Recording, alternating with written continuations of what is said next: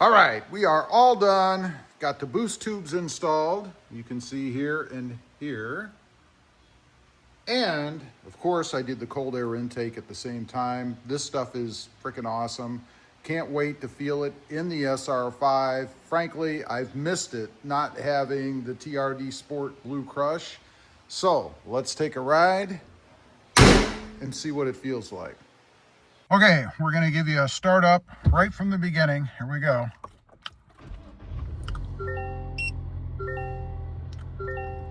Notice no check engine lights. You notice? Awesome. Now, we're gonna get out on the road, see what the truck feels like. It should be awesome. Here we go, we're gonna get out on the road. First wheel drive, let's listen.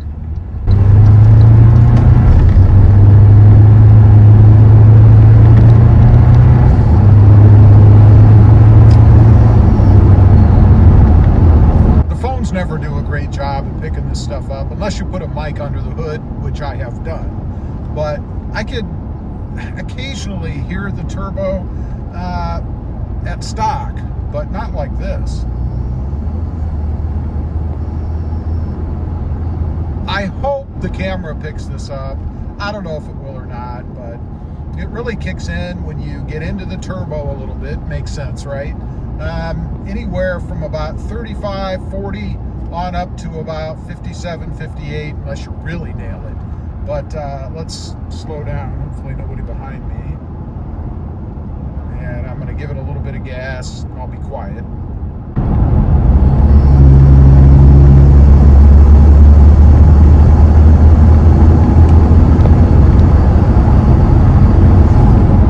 Wow, and it just hung on. That's a little different than I'm used to, or was used to in the Sport. It would make it sound or whatever, and maybe it's because I just let off the gas, I don't know, and then it would go away. But there, it hung on. I could constantly hear the turbo through that whole little acceleration run, if you want to call it that. As far as the power, oh my God. You know, I was never a believer that you could put a cold air intake on a vehicle and have any difference, but it was Banks that changed my mind. And it's the only reason, or one of the big reasons, I guess, that I went with Banks anyway. I've tried others, as I've mentioned, and I didn't feel anything. But I certainly do with Banks. Now, I do have the full setup on this truck now, right? I've got the cold air intake. I've got the boost tubes. I have the PedalMonster, which I love. I can change that at will, depending on how I feel like driving for better acceleration, more thrust, if you will. And of course, the iDash Pro, which monitors everything. It doesn't increase performance by any means, but it monitors what's going on. There's several different things you can look at, many, depending on what you want to see. Right now, I'm looking at horsepower, battery voltage, and boost. Here we go.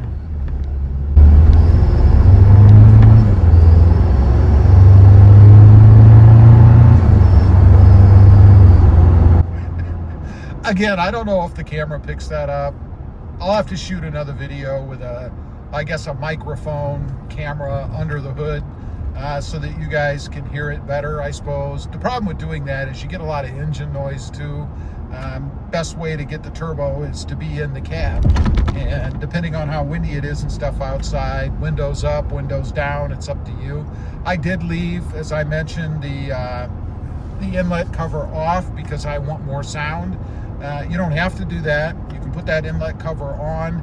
It's really there for the snorkel. If you happen to have one, you could use the Banks intake with the snorkel.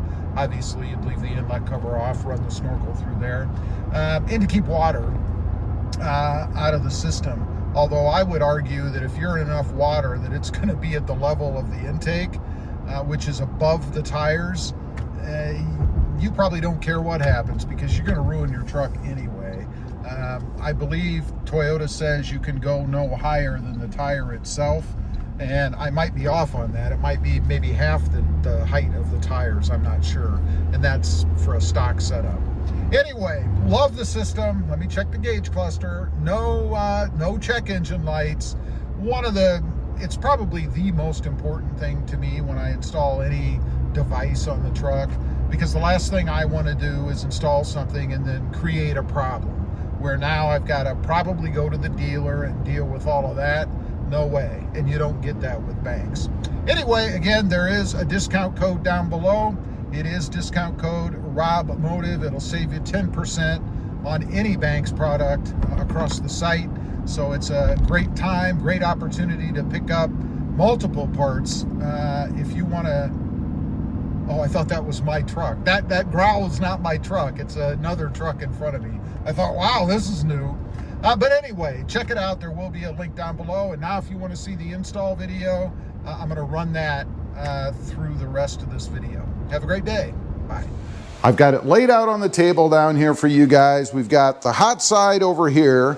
We've got the cold side over here, and the tools and things that you'll need to be able to do this. Pretty simple install, shouldn't take too long. It's gonna take me longer because I'm filming. But anyway, let's go ahead and get started.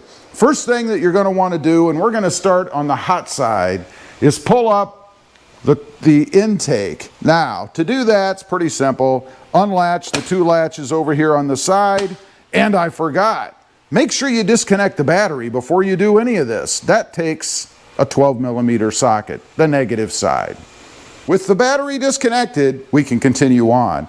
Went ahead and pulled the clamps. We need to disconnect the MAF sensor right here, just this little push down thing, and it'll pull right out.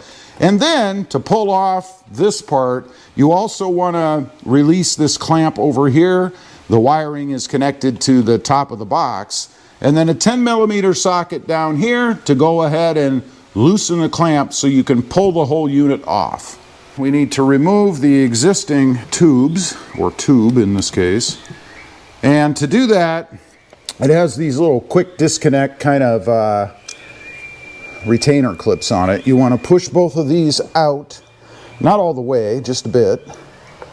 And they move pretty easily. Matter of fact, that one is going to come right off, it looks like. And then you should be able to just pull this sucker off of there once you get the right angle. Yeah, there you go. Again, you don't want to take them all the way off. You just need to spread that clamp a little bit to pull it off. Over here on the other side, going to be a little more difficult to see probably.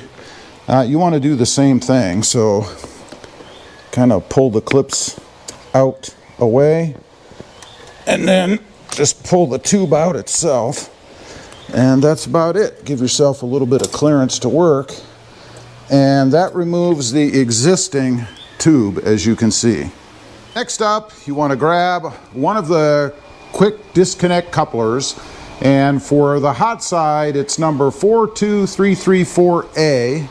You can see there they are labeled. Turn it upside down, I guess, so that the grooved part is at the top. And we're going to go ahead and put, in other words, this orientation, the Banks name should be upside down. We're going to grab one of the gaskets, or O-rings, I guess, and we're going to coat it with some of the compound, the grease, that came with it. So grab yourself a pair of gloves, put a nice little dollop on the end of your finger, and then work it all around the O-ring, and then it goes inside the groove on the inside of the quick disconnect coupling.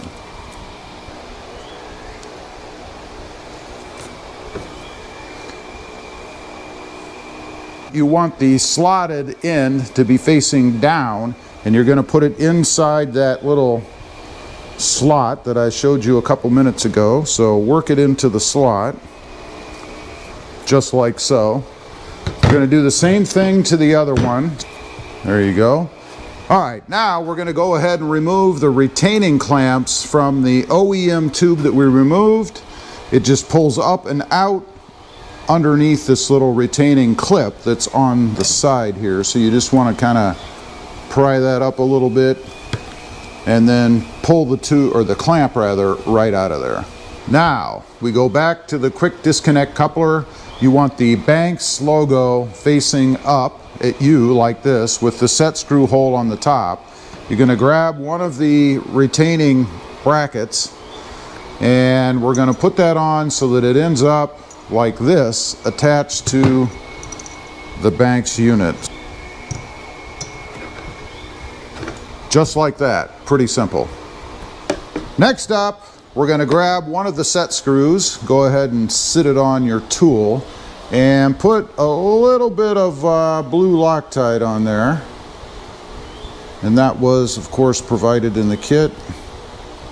And we're going to go ahead and put this in one of the couplers and screw it in so it's almost protruding through the other side, but not quite. You don't want it to go through the other side, because obviously we're going to tighten it down a little bit later. So put it in there just like so, if you can see that, so that it's not quite through the other side. Next up, we're going to go ahead and mount this to the front of the truck where we remove the stock tube. Now, you just want to lower this in and snap it right on.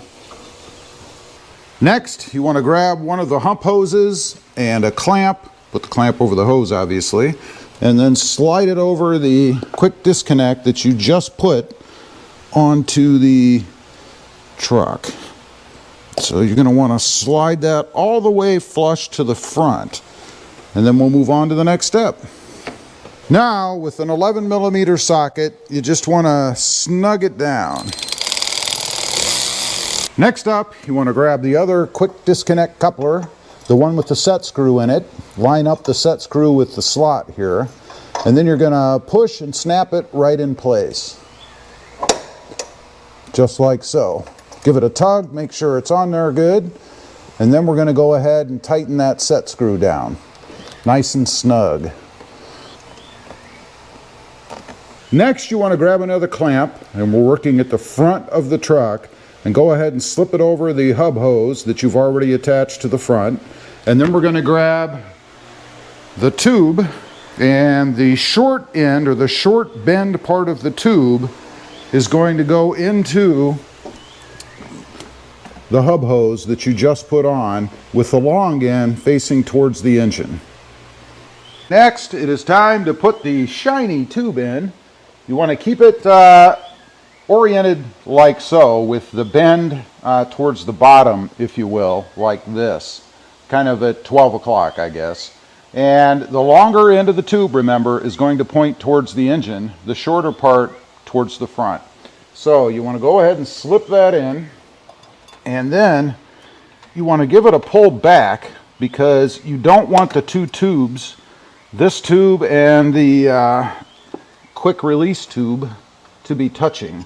So you want to slip it in until you feel it kind of overcome the hump in there, just like that, and then pull it backwards some. Then we're going to go ahead and loosely tighten down the clamp on this side. Next up, you're going to want to slip a clamp over the tube here and over the quick disconnect, and we're going to go ahead and attach the other piece of tubing. Notice where it says Banks, that's going to be facing the front of the truck so that it looks like so once we get it on. Alright, once you've got the tube muscled into place, takes a little bit of muscle, but it actually was not as bad as I thought. You want to go ahead and torque down all of the clamps to, I guess it's 5 inch-pounds, or 5 pound-feet, I should say, or 60 inch-pounds, depending on what sort of torque wrench you have. So we're going to do that next. Then we'll put the intake back on, and we'll move over to the cold side. Okay, it's hot out here. Let's take a look at the cold side. The tube is right down here, so you got to kind of finagle. Definitely less room over here than over there. Same kind of releases on both sides, those kind of spring kind of clip-like things. You can see the other one sort of right back in there. We're going to go ahead and spread those and pull that tube off just like we did the other side. And then as far as the couplings, it's the same procedure. You want to go ahead and lube up the gaskets, slip them inside. Orientation is like this with the part number, you can see there, upside down. And they're going to go in the slots right up here at the top. You can see that slot right there. and then one set screw with a little bit of Loctite on it, just like we did the other side over here. And I do still have the set screw, so that's a good thing. And then we'll be ready to start putting things inside the truck. Okay, after putting all of the pieces and parts onto the quick disconnect, we're going to go ahead and slide the one without the set screw on the front outlet on the truck in the front. Next up, we're going to grab the one with the set screw, and slip it over the outlet on the engine right down here. It's going to be a little hard to see, but I'm going to go ahead and snap that one on, and then we'll tighten down that set screw right through here. So you want the set screw to line up with this slot, this opening here. Next, you want to go ahead and tighten the set screw down, and here's a tip for you. Get yourself a 3mm socket with an Allen key on the end of it, and use a few extensions. If you do that, you can actually reach down there with your wrench as opposed to trying to finagle just the socket itself. Much easier to do. Okay, next up you want a coupling or a hub connector, I guess. Go ahead and finagle that down to the quick disconnect coupling on the engine, and then you want to go ahead and slide it over with the clamp connected. After you get it positioned, you want to go ahead and snug down the bracket, the clamp right here.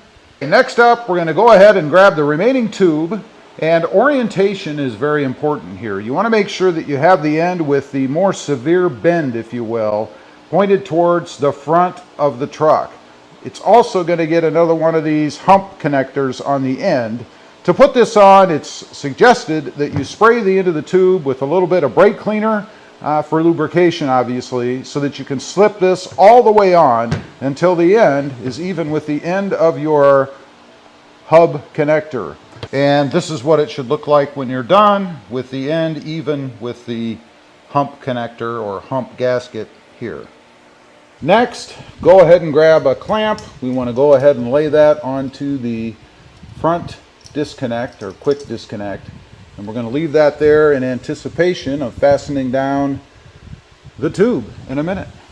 Next, you want to put a couple of clamps onto your freshly assembled tube in anticipation of tightening them down in the truck.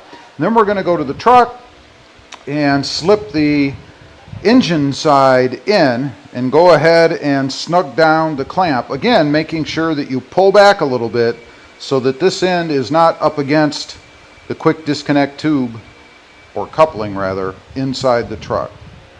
Okay, got everything set in place. You can see I've got the clamps all set. Now I just need to tighten everything down, torque it to 5 foot-pounds or 60 inch feet, I guess, or inch pounds, and then we'll be done and ready to take it for a ride and just do a quick test.